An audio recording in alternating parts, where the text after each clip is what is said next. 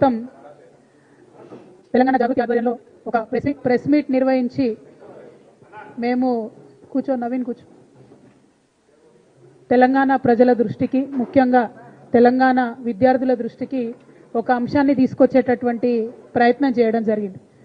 అదేంటంటే తెలంగాణ రాష్ట్రంలో అనేకమైనటువంటి ప్రభుత్వ ఉద్యోగాలలో ఆడబిడ్డలకు అన్యాయం జరగకుండా ఉండడానికి మనము బీఆర్ఎస్ ప్రభుత్వంలో కేసీఆర్ గారు ఇచ్చినటువంటి జీవోను, అదేవిధంగా కేసీఆర్ గారు కోర్టులో కొట్లాడుతున్నటువంటి కేసుని ఇప్పుడున్నటువంటి కాంగ్రెస్ ప్రభుత్వం వెనక్కి తీసుకొని కొత్త జీవో ఇచ్చి మహిళలకు తీరని అన్యాయం చేస్తుంది అని చెప్పి మాకున్నటువంటి ఒక భయాందోళనను మేము వ్యక్తం చేయడం జరిగింది. ఆనాడు కాంగ్రెస్ వాళ్ళు చాలామంది మాట్లాడుకుంటూ తప్పుతో పట్టిస్తూ ఉన్నారు, అటువంటి నష్టం కూడా మహిళలకు జరగదు అనేటటువంటి అంశాన్ని వాళ్ళు చెప్పారు. కానీ అప్పటికి ఇప్పటికీ మొన్న గురుకులాలకు సంబంధించి 626 పోస్టులను ఈ ప్రభుత్వం ఫిల్ చేయడం జరిగింది.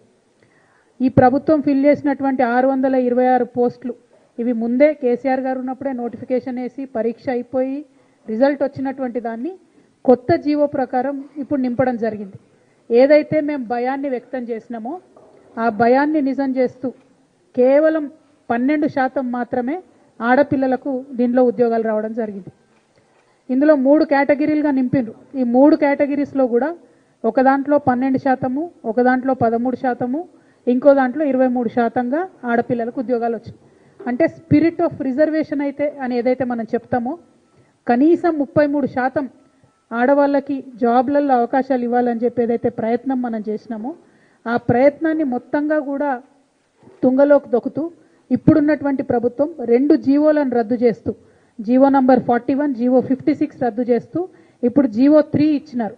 ఆ జీవో 3 ప్రకారం జరుగుతున్నటువంటి అన్యాయం మేము ఏదైతే జరుగుతుందని భయపడ్డామో అది ఇవాళ నిజం కావడం నిజంగా కూడా దురదృష్టకరం. చాలా మంది ఆడపిల్లలకి అన్యాయం జరుగుతూ ఉంది. మగపిల్లలతో సమానంగా ఇంకా మగపిల్లల కన్నా ఎక్కువ కష్టపడుతూ ఒక పక్క కుటుంబ భారాన్ని మోస్తూ పిల్లల్ని చూసుకుంటూ అనేక ఇబ్బందులు పడుతూ పోటీ పరీక్షలు తట్టుకొని మెరిట్లో వచ్చినటువంటి ఆడపిల్లలకు కూడా ఉద్యోగాలు రాకుండా అన్యాయం జరుగుతున్న విషయాన్ని మరొకసారి తెలంగాణ ప్రజల ముందుకి తీసుకొని రావడం జరుగుతూ ఉంది. ఈ ప్రభుత్వాన్ని మేము డిమాండ్ చేస్తూ ఉన్నాం, ముఖ్యమంత్రి రేవంత్ రెడ్డి గారిని డిమాండ్ చేస్తూ ఉన్నాం, మీరు తక్షణమే జీవో 3ని రద్దు చేయండి. ఇది పోటీ పరీక్షలు రాసేటటువంటి ఆడపిల్లలందరికీ కూడా ప్రభుత్వ ఉద్యోగాల్లో చేరాలనుకునే ఆడపిల్లలందరికీ కూడా అన్యాయం చేస్తున్నటువంటి జీవో కాబట్టి జీవో 3ని తక్షణమే మీరు రద్దు చేయాలని చెప్పి మేము డిమాండ్ చేస్తూ ఉన్నాం. ఈ నెల మార్చి ప్రపంచవ్యాప్తంగా ఆడబిడ్డలందరూ కూడా ఎన్నో ఉద్యమాలు చేసి మహిళా హక్కుల్ని కాపాడుకున్నారని చెప్పి ఇంటర్నేషనల్ వేదికగా ఇంటర్నేషనల్ లెవెల్లో జరిగేటటువంటి మార్చి 8 మహిళా దినోత్సవం ఈ మంత్లో ఉంటుంది. నిజంగా ఆ రోజు సంబరాలు చేసుకుంటాం మేమందరం లేడీస్ ఎప్పుడు. కానీ ఈసారి ఈ ముఖ్యమంత్రి గారి చలవ వల్ల, ఈ కాంగ్రెస్ పార్టీ చలవ వల్ల ఆడబిడ్డలకు అవకాశాలు మీరు దెబ్బతీస్తున్నారు కాబట్టి మార్చి 8 నాడు ధర్నా చౌక్లో నల్ల రిబ్బన్లతో మేమందరం కూడా నిరసన ప్రదర్శన చేస్తాం. ఈసారి సంబరాలు చేసుకోము మేము, ఎందుకంటే చదువుకొని కష్టపడి పోటీ పరీక్షలకు ప్రిపేర్ అయ్యి కుటుంబాలను వదిలిపెట్టి నిద్రాహారాలు మాని ప్రయత్నం చేసేటటువంటి ఆడబిడ్డలందరికీ కూడా జీవో 3తో మీరు అన్యాయం చేస్తున్నారు కాబట్టి జీవో 3 రద్దు చేయాలని చెప్పి మహిళా దినోత్సవం నాడు ధర్నా చౌక్లో నల్ల బ్యాడ్జీలతో భారత్ జాగృతి ఆధ్వర్యంలో పెద్ద ఎత్తున నిరసన ప్రదర్శన చేస్తాం. పొద్దున 11కి మొదలు పెడితే 4-5 గంటల వరకు కూడా ఈ నిరసన ప్రదర్శన ఉంటుంది. కలిసి వచ్చేటటువంటి బుద్ధుజీవులందరినీ కూడా మేము ఆహ్వానిస్తూ ఉన్నాం. ఇది మహిళలకు విద్యార్థులకు జరుగుతున్నటువంటి అన్యాయం. చాలా మందికి ఇందులో టెక్నికల్ అంశాలు అర్థమైతలేవు. రోస్టర్ పాయింట్ తీసేసిండ్రు, హారిజాంటల్ రిజర్వేషన్, వర్టికల్ రిజర్వేషన్ అంటే టెక్నికల్ పాయింట్స్ అర్థమైతలేవు. కానీ నిన్న మొన్న జరిగిన ఈ నియామకాలు, ఈ ప్రభుత్వం చేసిన నియామకాలు పెద్ద సాక్ష్యం. 626 ఉద్యోగాలు నింపితే కేవలం 77 ఉద్యోగాలు మాత్రమే ఆడపిల్లలకు వచ్చినాయి. వాస్తవానికి 33% రావాలి, కానీ కేవలం 77 ఉద్యోగాలు మాత్రమే ఆడపిల్లలకు వచ్చినాయి. ఇప్పుడు రేవంత్ రెడ్డి గారు చాలా గర్వంగా ఇవాళ మళ్ళా మేము ఒక 5,000 ఉద్యోగాలను ఇస్తూ ఉన్నాం. అందులో టీచర్సు, కానిస్టేబుల్స్, మెడికల్ సిబ్బంది ఇవన్నీ కూడా మేము ఇవాళ నింపబోతూ ఉన్నామని చెప్తున్నారు.